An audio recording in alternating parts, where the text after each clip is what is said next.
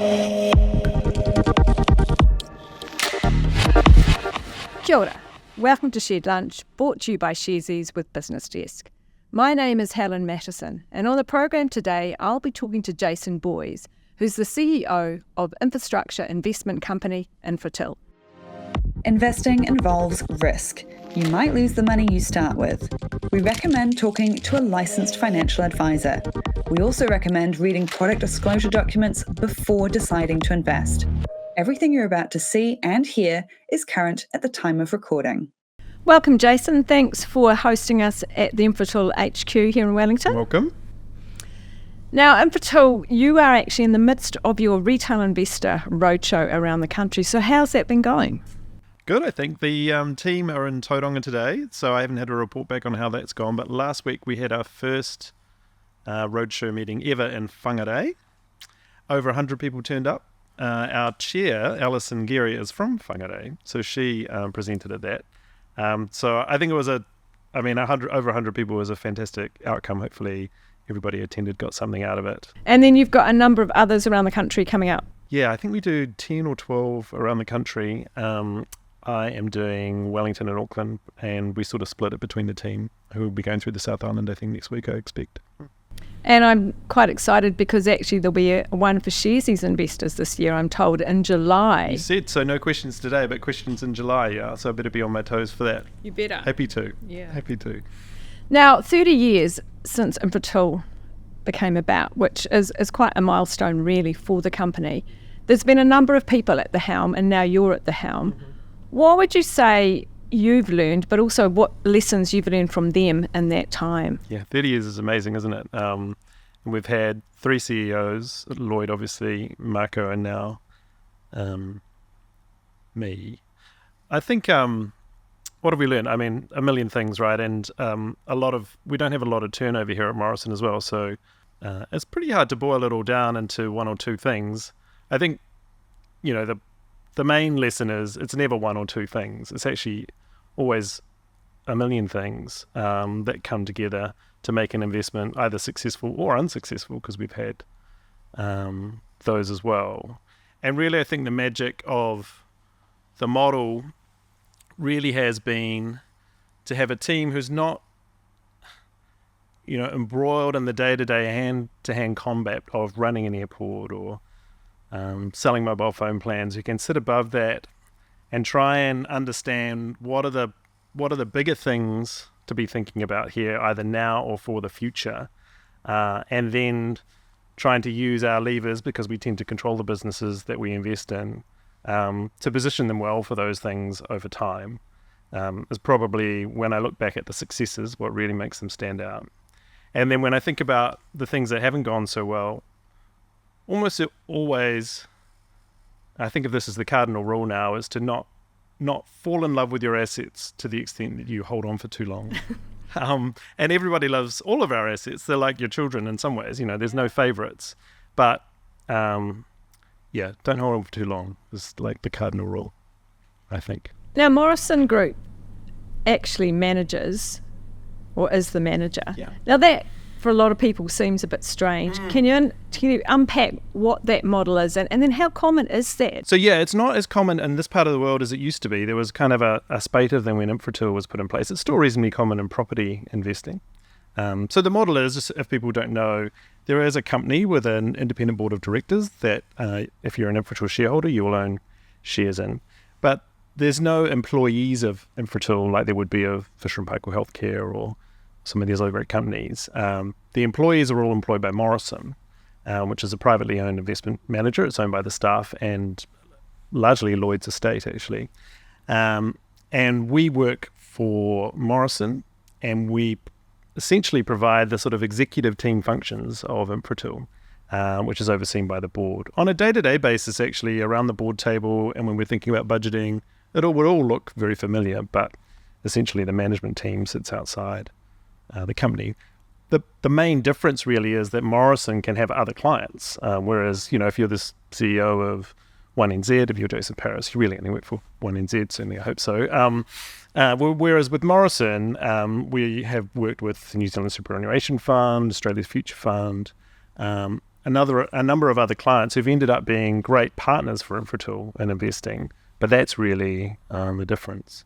Now, it's not so common here anymore, but actually it's pretty common in the UK. There is a class of investments called investment trusts, which are all more or less structured this way. And it was kind of that model that Lloyd imported into New Zealand, and for various tax reasons, actually it ended up in a company format. But yeah, so not unique, but certainly not as common here as it is, say, in the UK. Now, you've mentioned Lloyd Morrison a few times. He's the late Lloyd Morrison, and he did actually set up Infratil way back in the day. Would you say his aspirations have been realised? I don't know. He's quite an ambitious guy, right? So I suspect that's a pretty high bar that we're all continually trying to live up to. He described it, what he hoped for Infratil before he passed away, as creating a great New Zealand company, is what he said, which leaves quite a bit of room for interpretation. But I think what he was capturing there is, it's more than a fund where you sort of pop in a few investments, like if you're doing your own investing and you sort of mix and match and you come out with a financial return and that's happy. His aspirations for Infratil were much higher than that. A company that, and you sort of saw this when he was alive, was relevant to New Zealand and other markets if possible, when he advocated for the stock exchange not to be sold and for various things that were going on with airlines and the flag. Those were the levels of his aspirations for Infratil. And I think we're sort of still working, on that part of his vision. How can you have kind of a broader place in people's hearts and minds than just like a spreadsheet? And also, 80% of the business is Australasian still. You call yourselves a global infrastructure investment company, but actually a lot of it still is at home, right? Based here. But I suppose, is that always what you're hoping to have, or? I think that's more just where we've come from, which is a strength. So the more mature businesses will be at home. The things where we're willing to take more risk will tend to still be at home first. Really, where we want to take the investment portfolio is a kind of a more global version of what you see today. So could we have larger data center businesses offshore? I think that would be interesting from an investment perspective, and certainly we have every right, I think, given what we've achieved so far in this part of the world, to try to do that. And you can sort of see that in renewables as well, right? We've had huge history with what was Trustpower, now Mana Energy, Tilt that came out of it. Definitely earned the right, I think, to try that offshore, and Longroad in the US is the early sort of signs that maybe we can translate that offshore, and we've got a few other ways to try and integrate that model into other jurisdictions as well. Now, Jason, we'll talk about some of the successes you've had with the impressive results that came out a couple of weeks ago. But I think it would be quite good to kind of set the scene. What has been achieved has been in a climate or a world that is quite volatile. What are some of the challenges that you faced and had to sort of get through in order to, have the results you have? Yeah, it's definitely been, I think we say, whippy in certain areas. Definitely volatile interest rates has been incredibly challenging for all sorts of investments, and because infrastructure is quite capital intensive and uses a lot of debt if you can set it up correctly, the quick changes in interest rates really through COVID and after has been incredibly challenging for the businesses. And by and large, our teams have navigated that incredibly well, but it's always hard to really lean in with confidence to grow businesses you think have every right to grow when they're facing challenging cost increases. So, for example, if you're building a solar farm in the US, almost a third of the cost is interest, right? So if that's doubled overnight, you've got a lot of work that needs to happen on the power price effectively in order for the maths to still work. So that has no doubt been challenging, and now really the big debate is, what is the new 2% rate? What is the new long-term interest rate? Is it 2, is it 3, is it 4?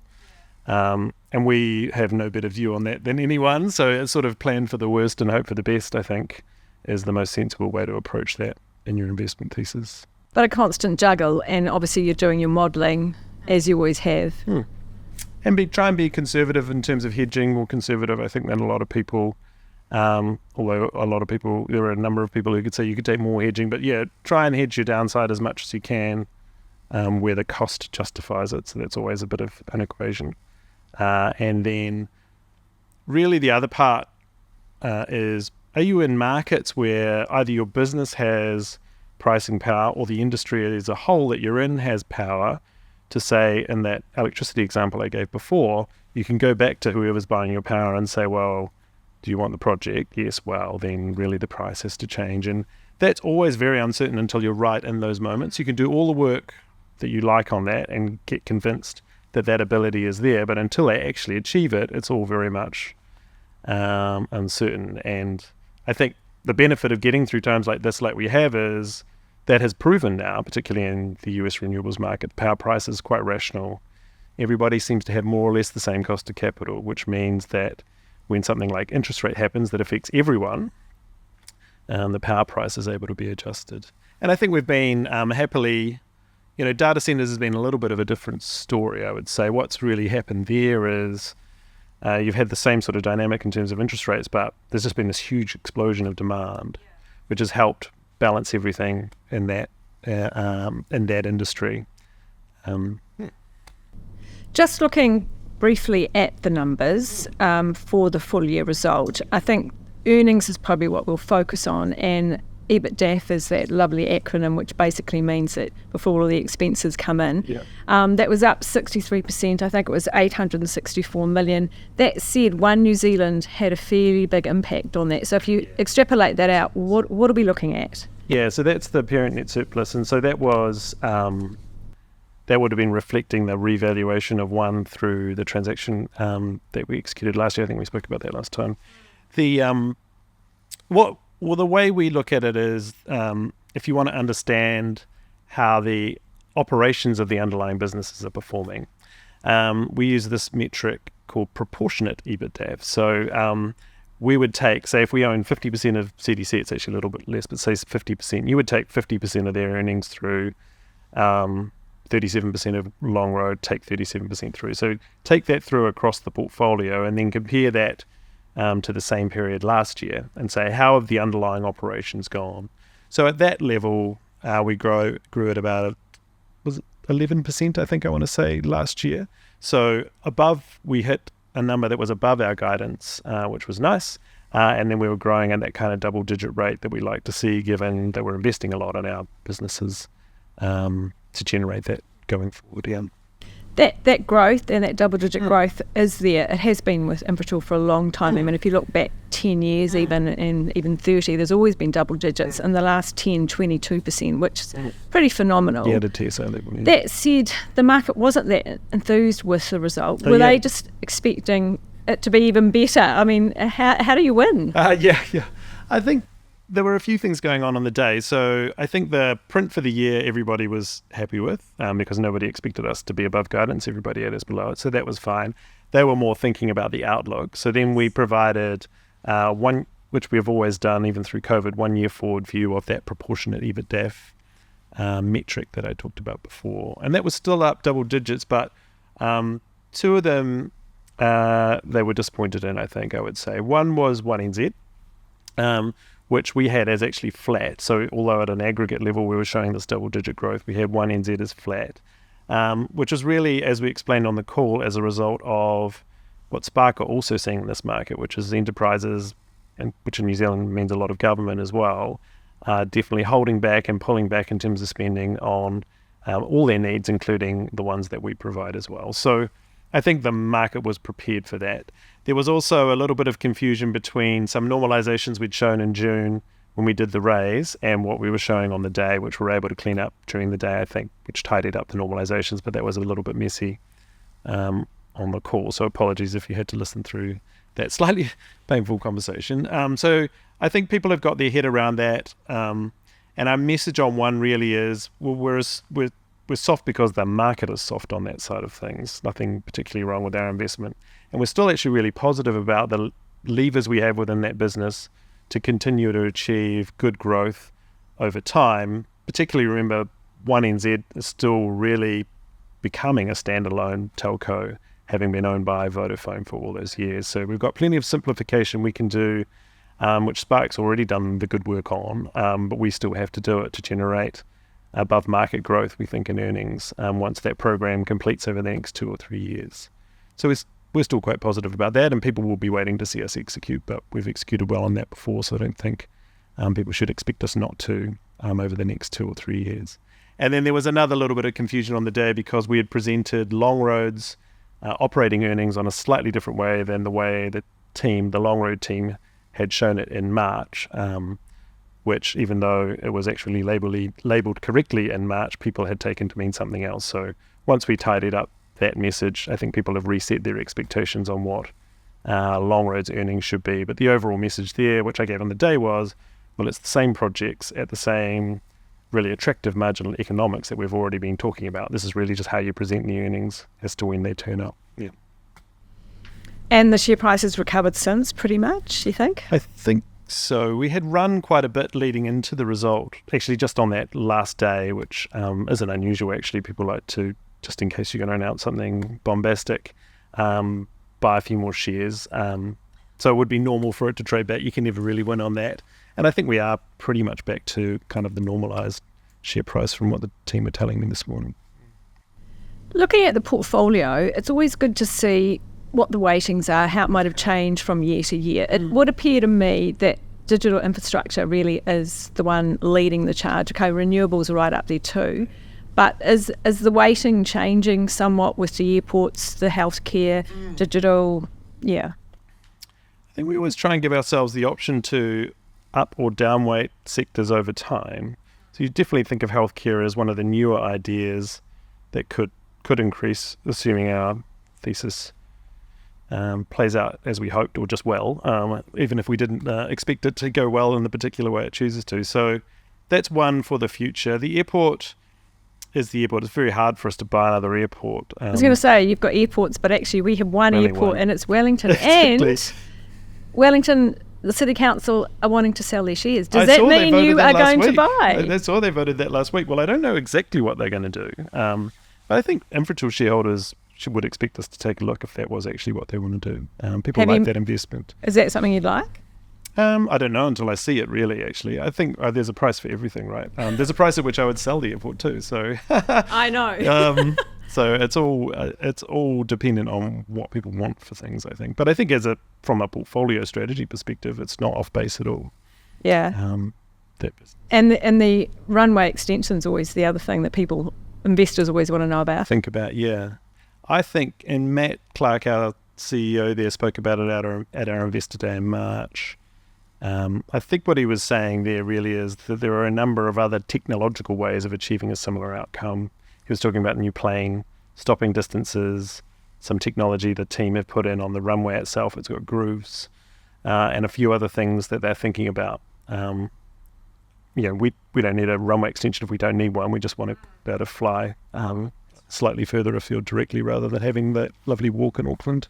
Because a lot of surfies, I think, are worried in Wellington that you might change many things. Yeah, so there's a fair bit at stake. Yeah, exactly. It's very important, no doubt. It's interesting, isn't it, out in Petone along that, what they're doing there with that big seawall. I wonder if they'll learn anything from that. That'll be interesting, but it's a heck of a lot of stone. Yeah, that's interesting. Double-digit growth, that's something, as we discussed before, that you've been able to achieve. How long can it keep going? 11 to 15%, I think, is what you're saying to shareholders. How confident are you that will keep coming, and can you better that?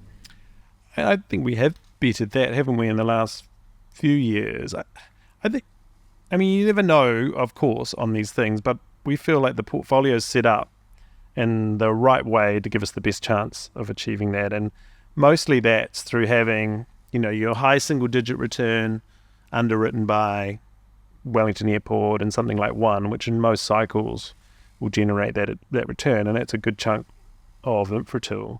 But then also having these platforms like CDC and Longroad, who have this ability to build a new data center or a new solar farm for 15+% type returns if you model it that asset out to its end of life. Of course, if you sell it earlier, you bring a lot of that return forward so you can earn even more. So to me, that balance is that's always the critical one, and it feels like we're in a good spot now.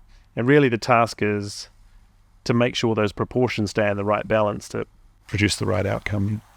So is it that you've got cash cows, if you like, with One New Zealand, the airports, those sorts of... Yeah. And then you've got the other development prospects, and also obviously that's where a lot more capital will have to go as well. That's right. So it's that balance of how much you've got invested in those high single digit or cash cow, whatever you want to call them, assets, and then how much do you need to put in 15 plus to keep the kind of returns in the right range.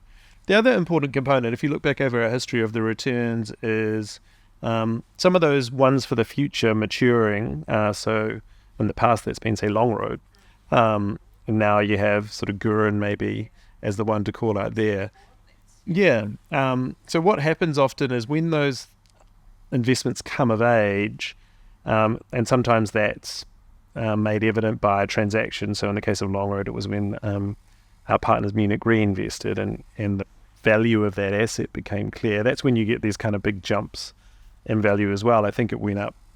People's valuation of that business doubled or tripled overnight through that value realization phase. You've got those as well coming through. Just on Longroad, we probably should explain that is the renewables business in the US. Yeah. And Gurin is the renewables business in Singapore. And in Philippines, I think, is the other. Yeah, in Thailand and Korea and Japan, but mostly in Singapore at the moment. Thinking of that lovely war chest you've got too of 820 million, I think it was, in the guidance. There's obviously lots of opportunity there. Where are you looking in the world? I imagine it's probably not here, it's or Australia, it's elsewhere. Yeah, actually we look everywhere, and there are some interesting assets here, but it's really just that balance of the portfolio, really. Your stable cash earners will tend to be here, where you can see and touch them, and we keep can an invest eye at on scale. them. Exactly. And you do want those ones performing. But the ones, where are we looking at in the future? So we announced a transaction last year with Hong Kong Telecom, where they wanted a partner to invest in their international business, which we haven't closed yet. So that's really where a good chunk of that available capital is earmarked for. And so their international business, what I mean by that, it's exclusive access actually to their international network of subsea cables, which is extensive, built by that business and predecessor businesses over 20 years. And it carries nearly 20% of the world's internet traffic, to give you a sense of the reach of that network. Very attractive asset. And then they have a business that effectively markets that capacity to enterprise customers, wholesale customers. And then even smaller customers now can access that network through a software platform they call Console Connect, which means you can sort of go online and, using a credit card, provision capacity for 10 minutes, 1 hour, 3 days, 3 months, to any point on their network in the world, which is pretty much anywhere, at whatever kind of speed you might choose within the parameters that the network allows. And it's really that part of the business that we think is really the future of how people will buy connectivity, because you don't need, in the old world, you used to lease a line for 3 years at a fixed cost, whether you were using it all or not. This software, and there are sort of 2 or 3 others in the world that can do this, but not many. This software allows you to say, well, actually, I'm broadcasting from the Olympics for the next 3 months, and I need provision capacity down to Africa, say, for my customers there. I can buy capacity on that line that's incredibly high quality because we own the network, but I only have to pay for it for that period. For a period of time, yeah. Gosh, exciting. Yeah. So what about Saudi Arabia and Middle East, all those sorts of places? I mean, they seem to be going off in terms of infrastructure and renewables. Yeah. We haven't really looked too much there, actually. A lot of what in our world, what we see from that part of the world is really well-funded investors, actually, who are reaching out into Asia Pacific in particularly to invest, to take the money they've earned from all of those good things and invest in Asia Pacific. But we haven't actually spent a lot of time there yet, anyway. I think we're really excited about Asia Pacific, actually, and a lot of infrastructure investors. If you looked at KKR, who are listed, or the other unlisted infrastructure funds that are being closed around the world, a lot of them have an Asia Pacific focus. And that's really, population growth, you have quite strong GDP growth and an emerging middle class and growing middle class, which is important in terms of their ongoing growth. You have electrification, and because they don't really have the inflation problem that most of the West has, which is going to lead to higher interest rates. So you have a nicer interest rate outlook, I think, in that market that makes it quite interesting for infrastructure investors anyway. And a bit of a hedge, yeah. So India would be among a lot, I imagine, given its population and middle class. Exactly. It's a very interesting market from a fundamental perspective, and we've done a bunch of work on it. We've tried a few things and haven't landed something that we would like, but I think it is interesting, yeah. Now, Jason, let's look at sustainability. You guys seem to be leading the charge somewhat. You did put out a sustainability report last year, your first one, and then obviously climate-related disclosures. They are compulsory for a number of NZX and ASX listed companies. And there's a lot of consternation about the different standards. We aren't there yet. It's confusing. It's onerous. But surely, it's the way to go. You've obviously thought about it prior. How has that process been? I don't necessarily disagree with all those comments actually from my peers. I don't know if it's a necessary evil, but it does seem like the right thing to do because there's just a million ways you can count these things at the end of the day. And we're only going to make progress if we can coalesce around a pretty standard set of ways of counting carbon. There's still plenty of double, triple counting available, but you kind of just got to get started, I think.